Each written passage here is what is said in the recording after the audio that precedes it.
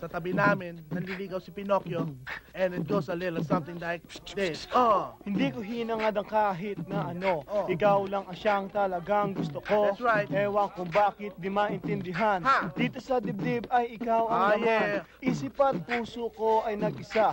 Everything is good pagkasama na kita. That's right. Alangan man ako sa iyong kagandahan. Yeah. Kahit ang nakaraan mo ay kalilimutan, ikaw lang ang siyang hinahangad ko. Yeah. Never akong magpapaluha sa iyo. Gagawin ko ang lahat ng ito. Mahalin mo lang din ako na totoo. Ako'y paniwala. Jenny, sandali. Tingin mga hinaing ko, bigyang pansin. Ako'y pakinggan sa... Ano na? Ano na ba lagay ko?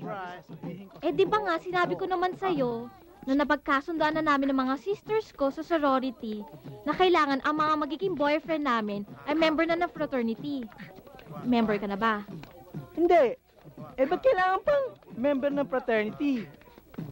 Halimbawa, nag-iisa ka. Tapos may mangre-rape sa akin. May ipagtatanggol mo ba ako? Aba, oo. Eh kung dalawa sila mangre-rape sa akin, may ipagtatanggol mo pa rin ba ako? Oo naman, syempre. Eh kung apat sila, Lalaban ako. eh paano kung may dala sila mga baril?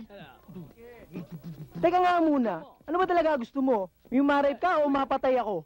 Ang gusto ko, mag-member ka ng fraternity. Paano